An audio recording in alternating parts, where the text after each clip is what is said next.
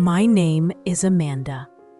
I'm 36 years old, and I live in Charleston, South Carolina. It's a beautiful city with old streets and trees covered in moss. To others, my life seemed calm and nice. Every morning, I wake up early and make coffee in my kitchen. The sun shines on the old buildings and birds sing. People think nothing bad happens here.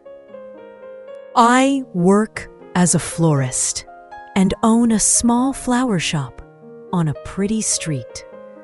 I make flowers for weddings and other events. People come to me when they are happy or sad.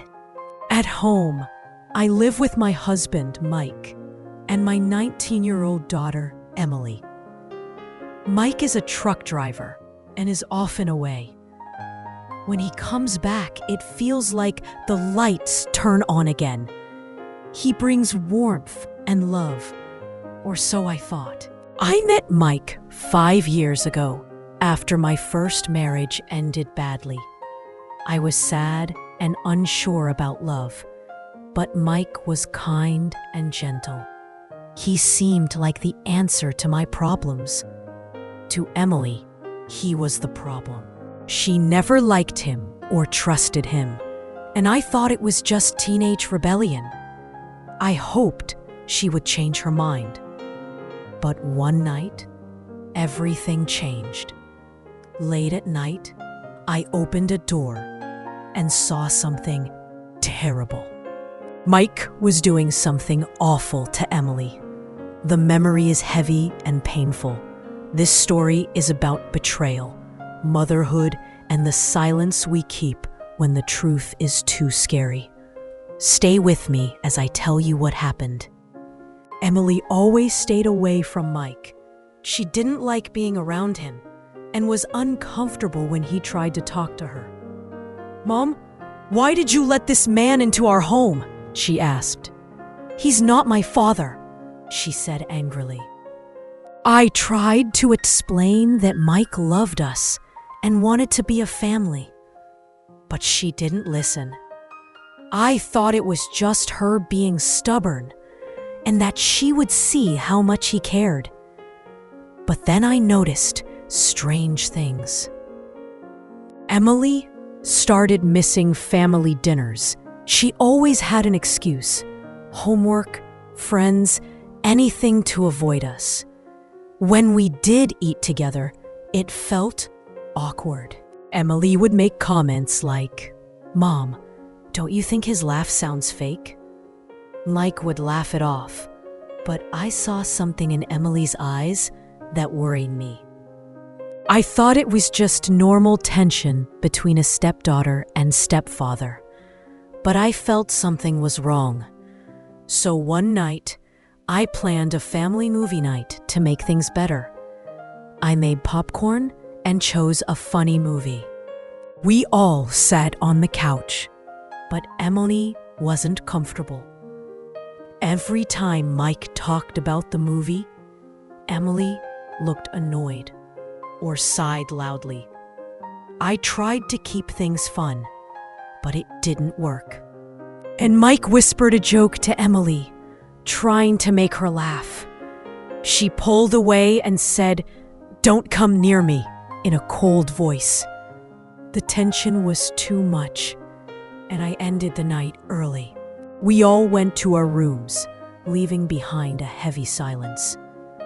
As I closed my bedroom door, I felt something was very wrong. In the days after, I watched closely. I noticed strange looks between Mike and Emily. One day, I came home early and found them talking. Mike's voice was soft, and he stood too close. Emily smiled, but it made me uneasy. When they saw me, they stopped talking and acted normal. I thought maybe Mike was trying to bond with Emily, but my gut said something else. I asked Emily, "Is there something you want to tell me?" "You seem different around Mike." She got defensive. "Mom, don't imagine things," she said. "You know I hate him." Then she left. I felt helpless, like a wall was between us. Things between me and Mike also changed. He became distant and cold. I tried to be close to him, but he seemed far away. One night, I planned a romantic dinner with candles and a nice dress. At first, he was sweet, but his eyes were empty. He turned away and went to sleep without a word. I sat alone, surrounded by melted candles and untouched food, feeling isolated. The strange moments between him and Emily didn't stop. One day, I saw him whispering to her. She laughed nervously. When they saw me, they acted like nothing happened. I wanted to believe I was imagining things, but my gut feeling grew stronger. Something wasn't right. That night, I couldn't sleep. A dark feeling crept over me. Then I heard something from Emily's room. It was faint, like whispers and fast breathing. My heart pounded. I moved quietly down the hall, filled with dread. My hands shook as I opened the door a little. What I saw froze me. Mike was in Emily's room, standing too close. The energy felt wrong. His fingers touched her gently, but it felt wrong. Emily didn't say anything, just stood there. Her eyes looked confused. The air felt heavy, like something forbidden was happening. I stood there, not wanting to believe it. My husband, my daughter, in a moment that shattered everything. Pain hit me like a knife. Then, something snapped inside me. I threw the door open and yelled, "What is going on here? Stop right now!" They both jumped, their faces pale with panic.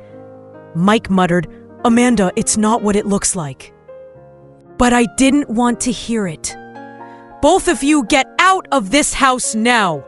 My voice shook with rage and heartbreak. Emily dropped to her knees, crying, "Mom, I'm so sorry. I don't know how this happened." But I couldn't look at her. I couldn't breathe. Everything I built, my trust, my family, my peace, crumbled in a moment. The days after felt like falling into a pit. The house was silent, empty. I couldn't eat or work. I sat in my room, replaying it all, wondering when it started, wondering what I did wrong. The house felt frozen. Emily's laughter was gone. Mike's presence vanished. It was just me, alone with my thoughts, trapped in a home that no longer felt like home. I couldn't go to work or eat. I sat there, numb, clinging to memories of happier days. I kept asking myself, what did I miss? Was I a terrible mother for not seeing Annalie's pain, or was I just a victim of betrayal? The guilt and heartbreak wrapped around me like a storm. A week passed. Then, one day, Emily came back. She dropped to her knees, her voice shaking, her eyes full of tears. "Mom, I know I messed up. I don't know why I let things get so far. I was lost, and Mike manipulated me." I looked at her, my heart heavy. I wanted to hug her, scream, forget everything. But I couldn't do any of those things. Not yet. "You've hurt me deeply, Emily," I said softly. "I need time." I don't know if I'll ever forgive you." Just then, my best friend Lisa showed up like a guardian angel. She sat beside me, her warmth giving me peace. "Amanda," she said gently, "I know this has scarred you, but you have to take care of yourself too." She was right. Emily would face the consequences, but I needed to start healing. "You should think about talking to a therapist," Lisa suggested. "For both you and Emily, someone to help you through this." That advice hit home. Lisa's words stayed with me. "You have to protect yourself, Amanda." At first, I didn't know what that meant. How do you protect yourself from pain inside you? But as days passed, I realized I couldn't keep living in survival mode. I couldn't keep waking up to the same pain. So I made the hardest decision since it all crashed down. I chose to live. That didn't mean pretending everything was fine. It meant facing the wreckage piece by piece and deciding what was worth saving. Even though Emily was back home, things weren't the same, and they shouldn't have been. Trust was shattered, innocence gone, but we were still mother and daughter. And deep down, I believed there might be something to rebuild. We started talking more, real talks, no pretending, just raw honesty. Sometimes the talks ended in tears, sometimes in silence because the words were too heavy. But each moment, no matter how painful, was a step towards something new. One night, Emily sat across from me, eyes red, hands shaking. She whispered, "Mom, I don't expect you to see me the same way again, but I want to earn back your trust, even if it takes my whole life." That was the first night I let her hug me again. I told her, "I need more than words, Emily. I need to see it in how you live." And she tried. She really did. She didn't just attend therapy. She committed to it. She showed vulnerability.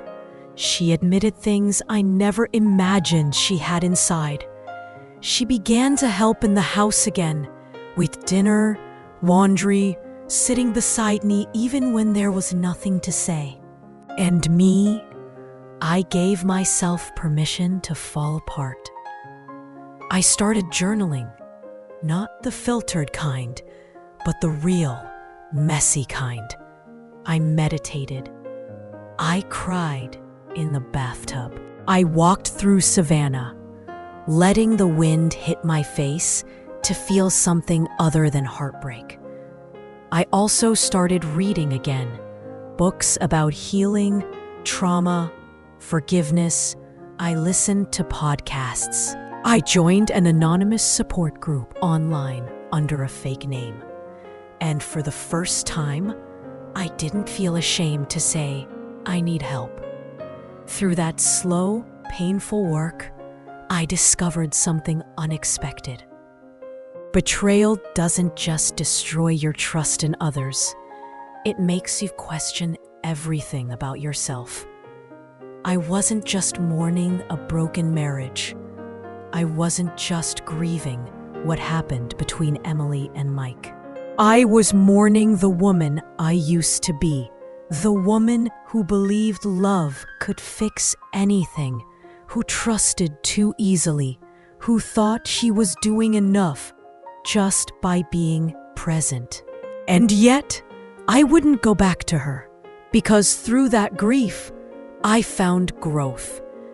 I found a version of myself I didn't know existed, stronger, wiser, more self-aware. I was no longer the woman who believed love alone could save everyone.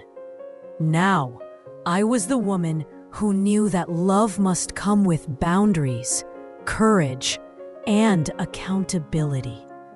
The road to healing wasn't straight. It was jagged and messy. But step by step, I was finding my way back to myself. The consequences of this betrayal didn't end with the divorce. The scars stayed with me and Emily. I've lost my faith in love. I've lost friends who quietly disappeared after hearing what happened. My heart still aches sometimes in ways I can't explain, but even through all of that, I've learned. I've learned that communication is everything. It's not just about listening. It's about truly seeing the people you love. If only I had paid closer attention to Emily's words, to the subtle signals she was giving off, maybe I could have prevented the fallout. Maybe I could have protected us. So now, if you're a parent reading this, here's what I want to say to you. Talk to your kids. Watch them. Be there. Don't let silence become the thing that tears your family apart. One moment of inattention, one missed sign, it can change everything. To those of you listening to my story, what do you think I should do next in my healing journey? Have you ever experienced betrayal within your own family? And if you were in my place, would you forgive Emily? Or would you start a new life, just you alone? Please share your thoughts in the comments below. I'd love to read your words. Each of your stories, your reflections, is like a little light on my path, helping me find my way back to something that feels whole again. And if this story touched you, if it made you reflect on the importance of communication and awareness in your own family, show some love with a like. Let me know I'm not alone on this road. Don't forget to drop a heart in the comments, and most importantly, subscribe to our channel. Hit the bell so you don't miss any of the upcoming stories. Next time, I'll be sharing more about my healing process. Can I ever believe in love again? Join me and let's find out together.